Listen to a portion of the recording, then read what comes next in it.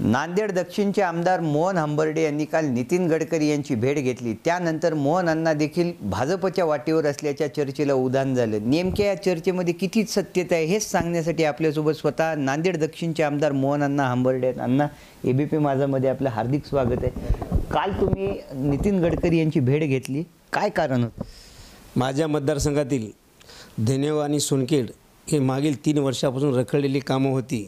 त्याकरता धनेगाव आणि सोनखेड याचं शिष्टमंडळ घेऊन नितीन गडकरीला मी भेटलो, सविस्तर मतदारसंघातील कामाची चर्चा केली आणि त्यांनी जे काम रखडलेले आहे ते लवकर मार्गी लावते त्यांनी असा शब्द दिला। आणि माझ्या विरोधात नाही का काहीतरी नितीन गडकरीला भेटले ते भाजपात जाणार अशी राजकारणाविषयी कुठली चर्चा झाली बी नाही, आम्ही चर्चा केली बी नाही आणि त्यात तसा काही विषयच नाही। मोहन अण्णा हंबर्डेच का, तुमच्याच विरोधात का चर्चा होते?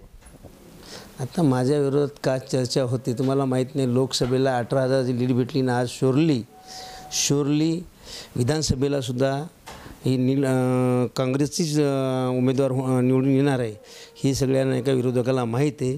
त्यामुळं कुठंतरी ह्या ठिकाणी वातावरण गढूळ करण्याचा प्रयत्न करत आहेत।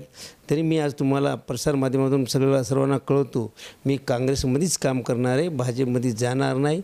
आणि तुम्हीसुद्धा ह्या बातमीची खात्री करूनच चला अशी मी तुम्हाला विनंती करतो। तुमच्यावर क्रॉस वोटिंगचा देखील आरोप होता, तुमचं देखील नाव होतं। मी नार्वेकर साहेबांना मतदान केलं, नार्वेकर साहेब निवडून आले आणि अलीकडेच बातमी चालली मला पक्षश्रेष्ठींनी असा कुठलाही समज या मला काही बोलले नाही। ते काँग्रेसचे आमदार मोहन अण्णा हंबर्डे ज्यांनी आत्ताच आपल्यासोबत बातचीत केलेली आहे। अभिषेक एकबोटे, एबीपी माझा, नांदेड। एबीपी माझा, उघडा डोळे बघा नीट।